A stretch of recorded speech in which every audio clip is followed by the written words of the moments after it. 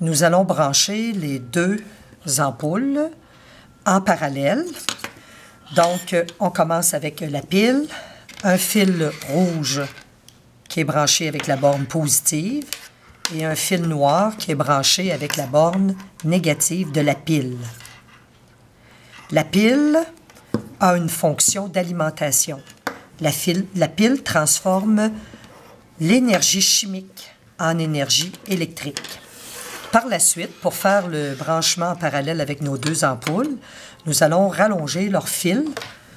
Nous allons brancher un fil rouge avec le fil rouge de l'ampoule, un fil noir avec le fil noir de l'ampoule. On fait de même avec la deuxième ampoule. C'est pour éviter de briser les fils qui sont fragiles au niveau de l'ampoule, mais aussi pour intégrer les appareils de mesure, c'est préférable de rallonger les fils de chacun des éléments. Alors, en parallèle, c'est tout simplement que un élément d'un circuit va être branché, donc on va appeler ça, on va faire une petite image. Donc, ces deux petits bras là, vont être branchés avec les deux petits bras d'un même élément. Donc, contrairement en série, nous avions un petit bras avec un élément et l'autre petit bras avec un autre, mais en parallèle, c'est le contraire. Alors, vous avez plutôt les deux petits bras d'un même élément, d'un composant de circuit, branchés avec les deux petits bras d'un autre composant de circuit. Alors ici, on avait rallongé avec le fil rouge chacun des petits bras de nos deux ampoules. Alors, les rouges vont être ici en contact.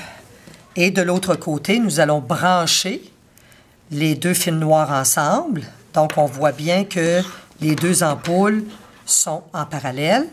Par la suite, le fil rouge de notre pile, donc notre pile est ici, le fil rouge de notre pile va être branché ici au nœud qu'on retrouve.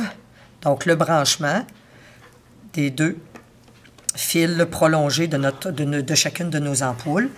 Et le fil noir va être branché avec le branchement ici des deux fils noirs partant des ampoules. Alors, nous avons une luminosité qui est supérieure. Nous allons comprendre un petit peu plus tard. Et si nous dévissons une ampoule du circuit, on peut voir que l'autre ampoule continue de fonctionner parce que le courant a plus d'un chemin. Donc, il peut se rendre à la source par un autre chemin. Si on fait le suivi du courant, alors on fait attention aussi dans les circuits pour ne pas avoir des courts-circuits, donc pour pas que le métal, les petites pinces de crocodile se touchent, là. Alors ici, si on suit le courant, il sort de la pile et là, il a deux chemins possibles, soit d'aller dans l'ampoule ici ou d'aller dans l'autre ampoule. Quel que soit son chemin, il peut revenir à la source. Donc, c'est pour ça, par exemple, que si une ampoule grille, l'autre continue d'allumer. C'est de cette manière que sont branchés les phares d'une automobile, puisque si une ampoule grille, l'autre peut continuer d'allumer